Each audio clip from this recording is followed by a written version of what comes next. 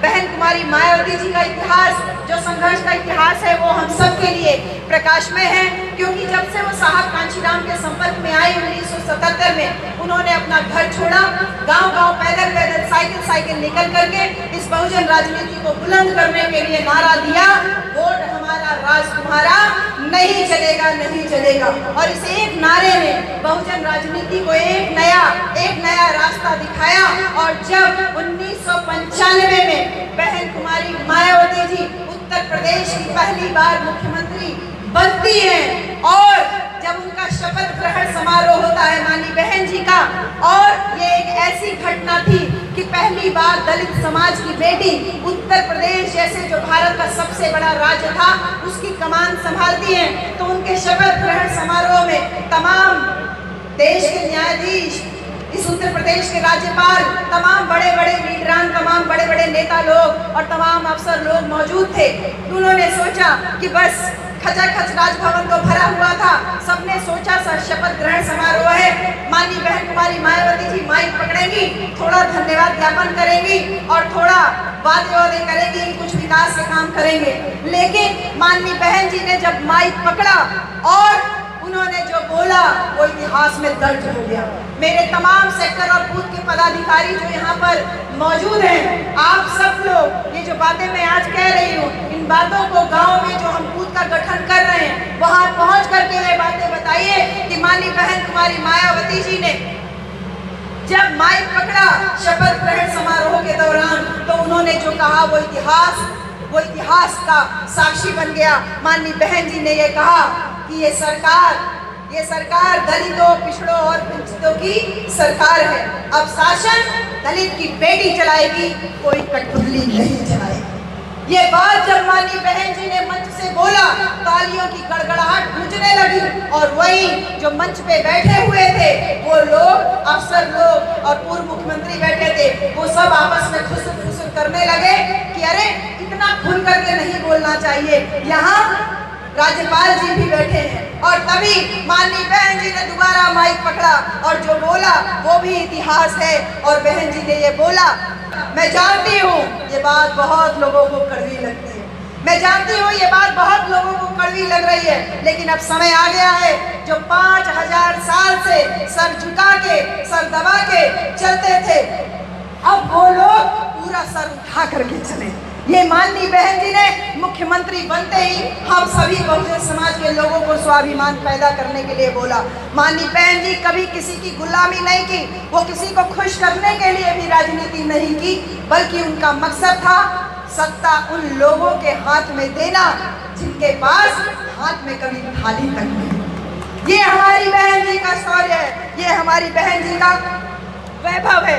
हम आज देखते हैं कि राजनीतिक आरक्षण जो मिला है, जिसको पॉलिटिकल रिजर्वेशन बोला जाता है, राजनीतिक आरक्षण के तहत 131 सांसद लोकसभा में पहुंचे हुए हैं, लेकिन वो सारे लोग सिर्फ अपने तक सीमित हैं। समाज के उत्थान में उनका कोई उत्थान के लिए उनके पास कोई ब्लूप्रिंट नहीं, कोई खाका नहीं है, कोई प्लान नहीं है कि भाई हम विधायक सांसद हो गए तो हम अपने समाज को कैसे आगे बढ़ाएंगे। और इस बात का कोई भी मीडिया, कोई भी अखबार, कोई भी संगठन इसका विरोध भी नहीं करता है कि ये 131 सांसद वहाँ बैठ के क्या कर रहे हैं। लेकिन सारे के सारे मीडिया, सारे के सारे संगठन की सुई कहाँ अटकी रहती है? हमारी बहन जी। बहुजन समाज पार्टी का एक विधायक, एक राज्यसभा सांसद, लोकसभा में कोई नहीं है, और इसके बावजूद सारे लोग उंगली उठाते हैं तो केवल और केवल हमारी बहन जी के ऊपर। कारण कभी सोचने की कोशिश की कि आखिर ऐसा क्यों होता है? इस बात को कभी सोचिए। हमारी बहन जी कभी भड़काऊ भाषण नहीं करती, इसके बावजूद हमारी जनता, ये बहुजन समाज हमेशा भड़कने की स्थिति में रहता है, हमेशा परेशान रहता है। ऐसा क्यों होता है? दलाल, जो चमचे, ये तमाम अनेक किस्म के जो दलित पिछड़े समाज के नेता, यूट्यूबर्स, ब्लॉगर्स, ये सारे लोग सिर्फ और सिर्फ अपनी दुकानदारी चला रहे हैं माननीय बहन जी का विरोध करके, और बदले में क्या पाते हैं? कोई अपनी जाति के नेता के साथ हेलीकॉप्टर में घूमता हुआ दिखाई देता है चुनाव में, कोई कभी माननीय राहुल गांधी जी के साथ में, या तमाम और नेता हैं उन लोगों के साथ में फोटो खिंचा करके फेसबुक पे शेयर करता है कि देखिए हम इनके कितने क्लोज हैं। तो मेरी समझ की ये समझ में नहीं आती कि आखिर ऐसे लोगों को समाज प्रमोट क्यों करता है। मुझे ये समझ में बात आई कि बहन जी के ऊपर जो उंगली तमाम उठाई जाती है कि बहन जी ने दलित, शोषित समाज, पिछड़े समाज, इनके तथाकथित ऊंची जाति के ऊंचे वर्गीय जो जातियां हैं, इनके समक्ष एक ऐसी लकीर खींच दी है, इतनी बड़ी लकीर खींच दी है जो ज़्यादातर नेताओं को पसंद नहीं आ रही है। चाहे वो लालू यादव जी हो या माननीय मुलायम सिंह यादव जी हो या जो आजकल उनके बेटे अखिलेश यादव जी हो, ये तमाम लोग कभी सामाजिक परिवर्तन की बात नहीं किए। ये लोग किसकी बात किए? ये लोग हमेशा सामाजिक न्याय की बात करते हैं। इसलिए मेरे साथियों, गांव में जब आप मीटिंग करो तो सामाजिक परिवर्तन की महानायिका बहन कुमारी मायावती हम लोग बोलते हैं। तो सामाजिक परिवर्तन और सामाजिक न्याय में अंतर आपको पता होना चाहिए। सामाजिक परिवर्तन कहता है, माननीय बहन जी अपनी तमाम प्रेस कॉन्फ्रेंसेस में और ट्विटर में बार बार हम लोगों को बता रही है, सामाजिक परिवर्तन कहता है कि समाज से छुआछूत, गैर बराबरी, ऊंच नीच दूर होना चाहिए, भारत का संविधान लागू होना चाहिए, ये कहता है सामाजिक परिवर्तन। और जो सामाजिक न्याय की बात करने वाले लोग वो ये चाहते हैं कि जाति व्यवस्था बनी रहे, दलित और कुछ कुचले लोग, पिछड़े लोगों के ऊपर अगर जुल्म और अत्याचार हो तो उनको पुलिस थाना करवा दो, थोड़ा बहुत फोटो खिंचवा लो, उनको न्याय मिल जाए, लेकिन जाति और वर्ण व्यवस्था के खिलाफ कोई आंदोलन नहीं होना चाहिए। तो ऐसे में उनके साथ में केवल सहानुभूति थोड़ी सी दिखा दीजिए, थोड़ा बहुत 10, 20, 50 हज़ार रुपए दे दीजिए, सहानुभूति दिखा दीजिए, काम हो जाएगा। कुछ लोग चाहते हैं कि वो न्याय देने वाला बने रहे और सामाजिक परिवर्तन वाले चाहते हैं कि समाज में जाति आधारित, वर्ण आधारित जो भेदभाव है वो समाप्त होना चाहिए। मान्यवर कांशीराम साहब और बहन कुमारी मायावती जैसे नेताओं ने बाबा साहब डॉक्टर अंबेडकर के विचारधारा के हिसाब से सत्ता चलाकर दिखा दी कि सत्ता जब गरीब वंचित तबके के हाथ में आती है तो वो गरीबों की बस्तियों में बड़े बड़े पुलिस अधिकारियों की गाड़ियों में हूटर लगा करके घुमवा देती है। ये सत्ता की ताकत होती है। चौक चौराहे बनाती है, स्कूल कॉलेज बनाती है, अस्पताल बनाती है और तमाम योजनाएं लागू करा करके दलित, पिछड़े, वंचित लोगों को, अल्पसंख्यकों को उनके हक अधिकार, उनका सम्मान दिलाती है। और ऐसी विरासत खड़ा कर दी हमारी बहन कुमारी मायावती जी ने कि ऐसी विरासत वो लकीर है, जो बड़ी लकीर हमने कहा ना, जो बड़ी लकीर खींची, यही लकीर इन लोगों को चुभती है। तो इस लकीर को वो काट नहीं पा रहे, इस लकीर को वो मिटा नहीं पा रहे, तो इस लकीर को वो तोड़ने की कोशिश कर रहे हैं। और इसलिए जब जब कोई दलित बोलते हैं तो उनके दिमाग में एक छवि बनती है, एक इमेज बनती है कि वो हाथ जोड़ा हुआ, गंदा कपड़ा पहना हुआ, सर झुकाया हुआ खड़ा रहे। लेकिन उस दलित गरीब हाथ जोड़े हुए से लेकर के एक हाई प्रोफाइल स्मार्ट, जैसे हमारे श्रवण निषाद जी हैं, जैसे डॉक्टर बलिराम जी हैं, हम लोग हैं, हाई प्रोफाइल, स्मार्ट, आईएल और कड़क फैसले लेने वाले इमेज जैसी हमारी बहन जी की है तक अगर बन जाती है तो वो हाई प्रोफाइल इमेज उनको चुभती है। वो बड़ी लकीर, इसको काट करके वो खत्म करना चाहते हैं। इसको खत्म करने का जो प्रयास कर रहे हैं इसमें वो सफल नहीं होंगे। तमाम यूट्यूबर्स, तमाम जो है फेसबुक के माध्यम से, व्हाट्सएप और तमाम ग्रुप्स और सोशल मीडिया के माध्यम से ये लोग लिख रहे हैं, लोग कर रहे हैं। 2027 का चुनाव बहुजन समाज पार्टी के वोटर्स के साथ साथ सपोर्टर्स भी तैयारी कर रहे हैं। वो जो लिख रहे हैं उससे पता चल रहा है कि जो बड़ी लकीर माननीय बहन कुमारी मायावती जी ने खींची है वो किस प्रकार से मजबूत है, जिसको काट कोई ढूंढ नहीं पा रहा है। और सपोर्टर लगातार माननीय बहन जी के शासनकाल में हुए जो तमाम निर्माण हैं उनको बार बार लोगों तक पहुंचा रहा है। और अगर किसी को गलतफहमी हो, हमारे निषाद भाई, हमारे चौहान भाई, हमारे मौर्य भाई जो यहाँ बैठे हैं, अगर किसी को गलतफहमी हो तो जरा अपने बाप दादाओं वाला 40-50 साल पहले वाला टाइम जरा पता कर लेना, तो पता चल जाएगा कि दलित आदिवासी आज अगर शासन सत्ता में भागीदारी की बात कर पा रहा है, अगर वो ये बात कर पा रहा है, तो ये लकीर एक दिन में नहीं खींची गई है। इस लकीर को खींचने के लिए साहब कांशीराम जाने कितने दिन भूखे प्यासे रहे। इस लकीर को खींचने के लिए हमारी बहन कुमारी मायावती जी पुरानी गाड़ियों में तमाम, मैंने देखा है पुराने वीडियोस और तुम्हारे बहन जी के पुराने फोटोग्राफ्स, जहां वो पुरानी चप्पल पहनी हुई है, एक साधारण सी साड़ी पहनी हुई है, मंच पे हाथ में माइक लेकर के हाथ पीछे बांध करके बोल रही है। हमने उस संघर्ष को देखा, उस संघर्ष में ये लकीर खींची हुई है। तो आज लोग विचारधारा पे अगर हम लोग अडिग रहें, लोग जुड़ते रहें, ताकत का एहसास हो, संगठन का एहसास हो, तो लोग जुड़ते जाएंगे। जैसे आज श्रवण निषाद जी जुड़े हैं, जैसे एक दुबे जी आज जुड़े हैं, ऐसे ये कारवां बढ़ता जाएगा। ये लकीर किसी के काटने से, किसी के मिटाने से मिटने वाली नहीं है। हम समाज के सच्चे हितैषी आज तमाम लोग घूम रहे हैं, संविधान बचाओ, तमाम बातें उल्टी पुल्टी की जा रही है, इनको हराओ उनको हराओ। लेकिन मैं ये बात बहुत अच्छे से आप लोगों को बता भी देना चाहती हूँ कि समाज का सच्चा हितैषी राजनीतिक दल केवल उसी कानून को मानता है जो कि सत्ता में रहते हुए सभी वर्ग, सभी समाज के लोगों के लिए कार्य करता हो। आप लोगों ने अगर ध्यान दिया हो, हम लोग पहले बोलते थे बहुजन हिताय बहुजन सुखाय, लेकिन माननीय बहन जी ने सरकार बनते ही सर्वजन हिताय सर्वजन सुखाय बोला। क्यों? क्योंकि भारत का संविधान सभी जाति, सभी धर्म, सभी वर्ग, सभी वर्ग के लोगों को बराबर अधिकार देता है।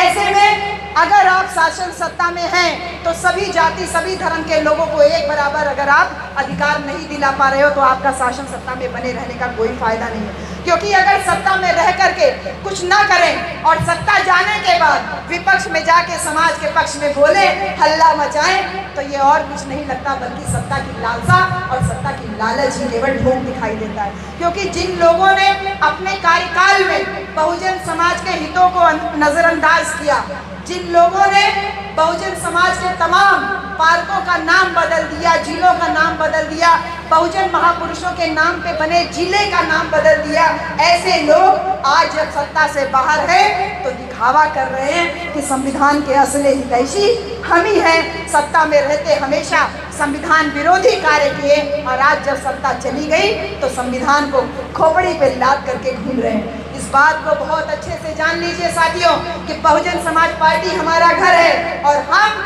इतने डरपोक नहीं है और ना इतने लालची है कि किसी के बहकावे में, किसी के बुलावे पे अपना घर छोड़ के चले जाएं। क्योंकि साहब कहते थे कि दूसरा वाला महल वाला अगर तुमको बुला रहा है तो बेशक उसके महल में जाओ, लेकिन अपने झोपड़े में आग लगा के मत जाना, क्योंकि किसी दिन महल वाला तुमको लात मार देगा तो तुमको कम से कम अपना झोपड़ा तो रहेगा अपनी शरण के लिए। इसीलिए मेरे भाई श्रवण निषाद जी, ये बहुजन समाज पार्टी हमारा घर है और बहुजन समाज पार्टी कोई राजनीतिक दल नहीं बल्कि मानवीय और सामाजिक मूल्यों को स्थापित करने के लिए बहुजन महापुरुषों का मिशन है।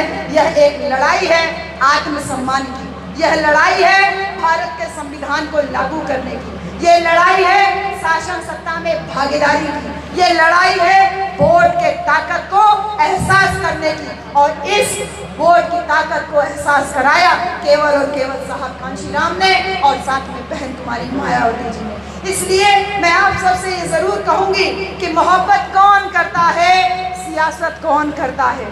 मोहब्बत कौन करता है, सियासत कौन करता है, हमें पता है हमारी हिफाजत कौन करता है। अरे साहब कांशीराम के बाद माननीय बहन जी ने थाम रखी है, माननीय बहन जी ने बचा रखी है हम बहुजनों की लाज, वरना सभी टुकड़ों पे पलते हैं। यहाँ बगावत कौन करता है, यहाँ बगावत कौन करता है। मेरे सभी साथियों जो यहाँ पर मौजूद हैं, इस बात को जानिए कि बहुजन समाज पार्टी वो घर है जहाँ पे न केवल बहुजन बल्कि यहाँ पर भाई पांडे जी भी बैठे हुए हैं, हमारे पूर्व में जो विधानसभा प्रभारी रहे हैं और यहाँ पे जिला पंचायत सदस्य भी रहे हैं। इस तरौलिया विधानसभा से पहले आप लोगों ने किन्हीं को विधायक भी बनाया है। तो हमारी बहन जी सर्वजन समाज की नेता है। आदरणीय बहन जी दलितों की नेता कह के उनके कद को छोटा करने की कोशिश किया जाता है। इसलिए हमको इस बात को चौराहे चौराहे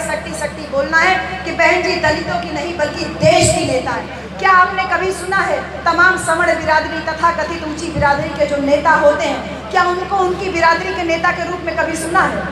कभी नहीं सुना है, कभी नहीं बोला गया कि ये इनके अहीरों के नेता है या ब्राह्मणों के नेता है या इस बिरादरी के नेता है। लेकिन हमारी बहन जी जो सभी जाति धर्म के लोगों का सम्मान करती है, उनके बारे में अक्सर ऐसा बोला जाता है। कभी ममता बनर्जी को नहीं बोला गया कि वो ब्राह्मणों की नेता है, केजरीवाल को कभी नहीं बोला गया कि वो बनियों के नेता है। हमारी बहन जी इस बहुजन नेताओं के साथ ऐसी हिमाकत क्यों की जाती है? हमारी बहन जी के कद का अंदाजा भी लोगों को क्या है? आज देश की राजनीति हमारी बहन जी और बहुजन मूवमेंट के इर्द गिर्द ही घूम रही है। इसीलिए लोग बहुजन नाम चेंज करके ईडीए पीडीए उल्टा पुल्टा नारा देते हैं। इसको अंग्रेजी में एक कहावत है, old wine in a new bottle, यानी पुरानी शराब नई बॉटल में पेश कर दी जाए। लेकिन सही हकीकत यही है कि बहुजन मूवमेंट के इर्द गिर्द पूरी राजनीति घूम रही है। मान्यवर कांशीराम साहब का सोशल इंजीनियरिंग का फॉर्मूला और हर तरफ जय जय भीम, बाबा साहब डॉक्टर अंबेडकर की फोटो, भारत का संविधान लोग संसद में लेकर के बैठने के लिए मजबूर है। वो लोग भी मजबूर हैं जो लोग कहते थे डॉक्टर अंबेडकर तुम्हारे लिए संविधान सभा की खिड़की दरवाजे तो क्या रोशनदान तक बंद है, हम तुमको संविधान नहीं लिखने देंगे। ये मजबूरी किसकी वजह से बनी? ये मजबूरी किसकी वजह से बनी? ये मजबूरी बनी बहुजन समाज पार्टी की वजह से। और ऐसी मजबूरी बनी कि आज वो न निगलते बन रहा है ना उगलते बन रहा है। इसलिए मेरे साथियों आपसे यही कहूंगी कि शिकायत हो सकती है, पदाधिकारी से शिकायत हो सकती है, हमसे शिकायत हो सकती है, मैं भी अब कोऑर्डिनेटर ही हूँ, कोऑर्डिनेटर से शिकायत हो सकती है, जिला प्रभारी से शिकायत हो सकती है, जिला अध्यक्ष से शिकायत हो सकती है, विधानसभा के पदाधिकारियों से शिकायत हो सकती है। लेकिन बहुजन समाज पार्टी से आप कभी शिकायत नहीं कर सकते, क्योंकि बहुजन समाज पार्टी ने बहुजन समाज को भी सम्मान दिया, सर्वजन समाज को भी सम्मान दिया। आप ये कभी नहीं कह सकते कि बहुजन समाज पार्टी ने उच्च शिक्षा पर रोक लगाई। आप ये कभी नहीं कह सकते कि बहुजन समाज पार्टी में जब माननीय बहन जी की पहली बार सरकार बनी तभी 0 फीस में हमारे आपके बच्चे पढ़ते थे, पिछड़े अल्पसंख्यकों और अनुसूचित जाति के बच्चे 0 फीस में पढ़ते थे। आप ये कभी शिकायत नहीं कर सकते कि बहुजन समाज पार्टी ने 0 फीस का एडमिशन बंद कर दिया। आप तो ये कभी शिकायत नहीं कर सकते कि पदोन्नति में आरक्षण का बिल बहुजन समाज पार्टी ने फाड़ा।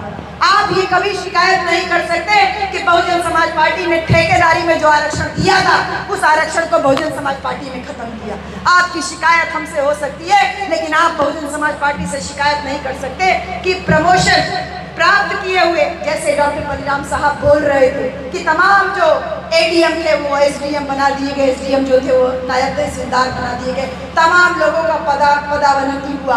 आप ये कभी नहीं कह सकते बहुजन समाज पार्टी ने 5000 विद्यालय बंद किया। माननीय बहन कुमारी मायावती जी की सरकार में हजारों की संख्या में उच्च शिक्षा से लेकर के तमाम प्राइमरी, इंटर, बीएड, बीटीसी से लेके आईटीआई, पॉलिटेक्निक और engineering college, medical college, nursing college, तमाम कॉलेज और यूनिवर्सिटीज खोली गई। इसलिए आपसे यही कहूँगी कि बहुजन समाज पार्टी से जुड़िए और आगे बढ़िए, क्योंकि आगे बढ़ने का अवसर दिया। सतरौलिया विधानसभा में माननीय विभूति निषाद जी पहली बार विधायक होकर के आए। वो मछली मारने वाले समाज से थे। हमारी माननीय बहन जी ने अपनी सरकार में जो तमाम स्कूल कॉलेज खोले, अस्पताल खोले, तमाम जो सरकारी सुविधाओं का लाभ पहुंचाया, वो पिछड़े अल्पसंख्यक और दलित समाज के वर्ग सभी लोगों के लिए वो पहुंचाया।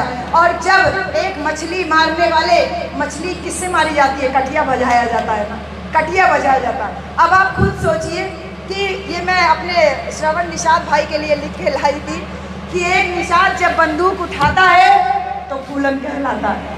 निषाद भाई, जब एक निषाद बंदूक उठाता है तो वो फूलन कहलाता है। एक निषाद जब धनुष उठाता है तो एक वीर एकलव्य कहलाता है।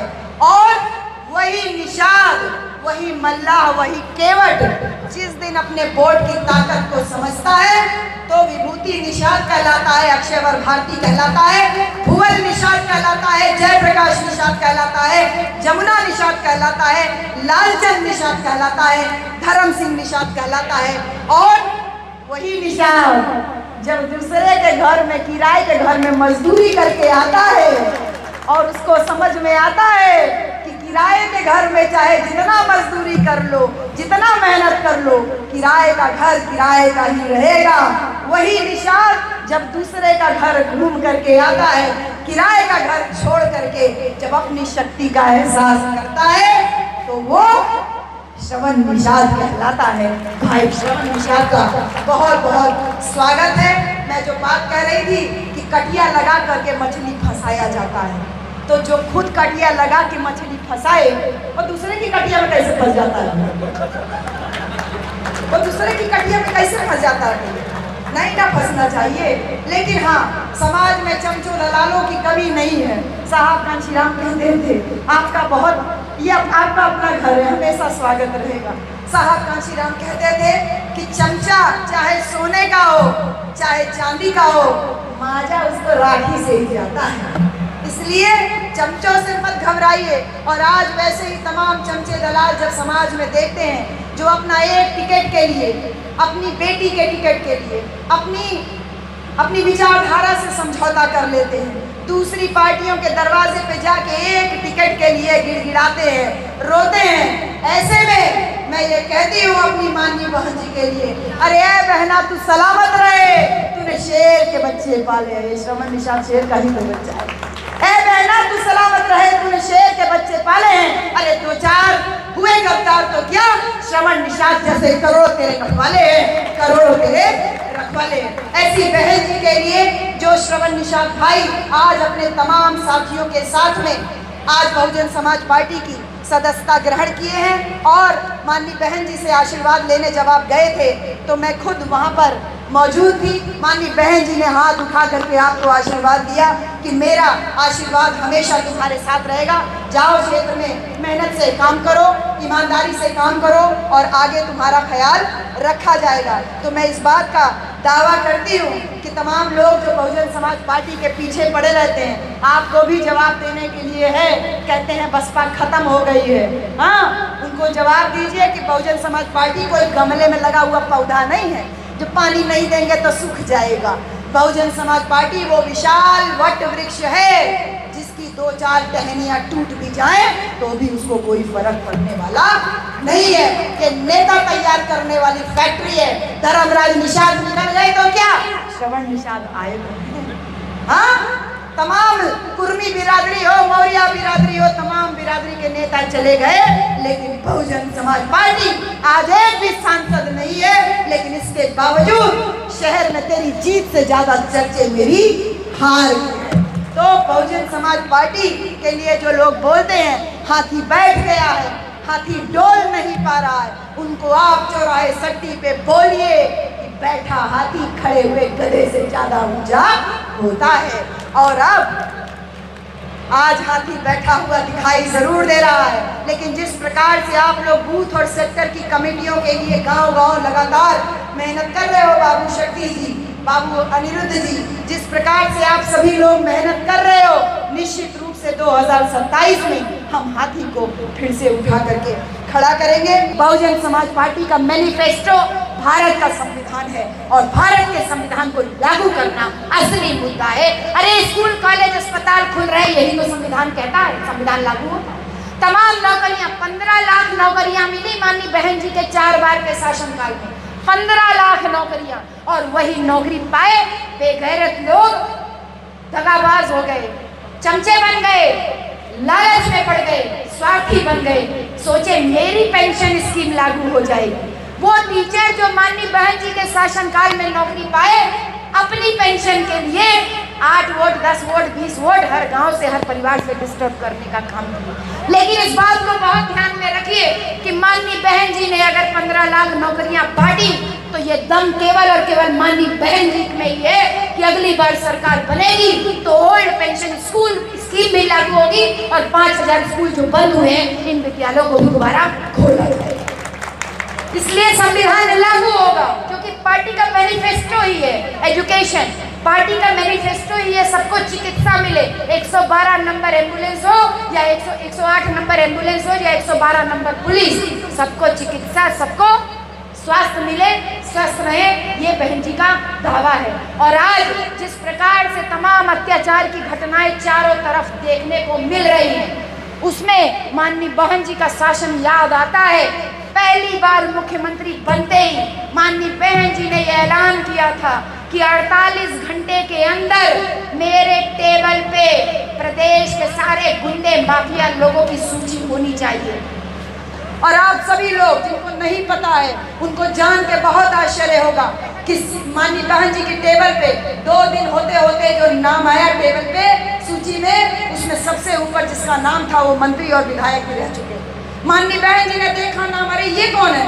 तो अधिकारियों ने बताया ये स्वघोषित राजा है, प्रतापगढ़ का रहने वाला। बहन जी ने कहा ये लोकतंत्र है, यहाँ राजतंत्र नहीं चलेगा, और उस स्वघोषित राजा को तुरंत उसके अपने प्रतापगढ़ जिले से गिरफ्तार करवा के जेल में भिजवाया। तो कानून से कानून का राज जिसने स्थापित किया, उस शासन को आज, बहन जी के शासन को आज जनता याद कर रही है।